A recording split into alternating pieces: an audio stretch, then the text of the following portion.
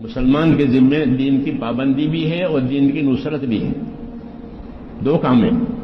اپنے دین کے پابند رہو، اس کو استقامت کہتے ہیں کہ اپنے اندر اپنی ذات میں استقامت پیدا کرو کہ جو بھی اللہ کا حکم ہے وہ اسے پورا کرنا ہے، استقامت، اور ہر حال میں پورا کرنا، اس کو استقامت کہتے ہیں، چاہے وہ فرض ہو، واجب ہو، سنت ہو۔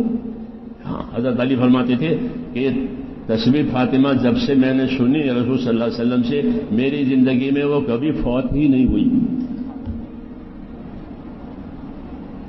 تو تسبیح فاطمہ فرض ہے، بولو آپ بھی جانتے ہو کہ فرض نہیں ہے، تو حضرت علی نہیں جانتے ہوں گے کہ فرض نہیں ہے؟ کیونکہ آخری زمانے کے لوگ جانتے ہیں کہ تسبیح فاطمہ سنت ہے، مستحب ہے، فرض نہیں ہے،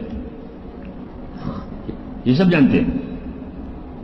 تو پھر کیوں کہ مجھے حکم ملا ہے کہ اس کو پڑھو، تو اسی پابندی بتانی ہے۔ حکم کا درجہ مستحب کا ہے، حکم کا درجہ واجب کا، وہ الگ بات ہے، اپنی پابندی بتانی ہے۔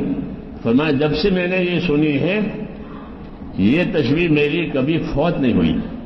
تو کسی نے سوال بھی کر دیا، لوگ سوال پوچھنے والے ہوتے ہیں کہ فلاں میدان جنگ میں تھے اور بہت مصروف تھے، دشمنوں کے نرگوں میں تھے، اس میں رات دن، تو وہاں تسبیح پڑھی تھی؟ کہ ہاں وہاں بھی پڑھی تھی، ایک کہاں وہاں بھی پڑھی تھی، وہاں بھی فوت نہیں ہوئی۔ اس کو استقامت کہتے ہیں، اپنے آپ کو پابند کرنا ہر حال میں۔ اس لیے ان حضرات کی زندگی کو جاننا اس لیے ضروری ہے۔ حالانکہ وہ جانتے کہ مستحب ہے، فرض نہیں ہے، وہ چھوڑ دے گا تو گنہگار بھی نہیں ہوگا، کیونکہ مستحب کے چھوڑنے سے گنہگار نہیں ہوتا، اپنا نفع کھو یا اتنا ہی۔ جی ہاں، پھر بھی اتنی پابندی ہے، کیوں کہ حکم ہے کہ اس کو پڑھو، یہی مزاج ہے، اس کو ایمانی مزاج کہتے ہیں۔ کیا کہتے ہیں؟ ایمانی مزاج۔ یہ مقصود ہے اس کام سے، تبلیغ سے، کہ مزاج مسلمانوں کا ایمانی مزاج بنے۔ جی ہاں، ایمانی مزاج میں اطاعت کے سوا کچھ نہیں، کہ ہم تو اللہ رسول کے مانیں کہ چاہے کچھ ہو جائے۔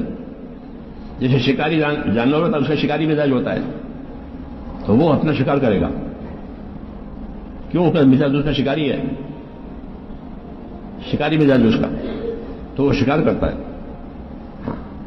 ایسے ہی مسلمان کہ اس کا مزاج ایمانی بنے۔ جو کچھ سنا گیا اللہ اس پر عمل کرنے والا اور آگے لوگوں تک پہنچانے والا بنائے۔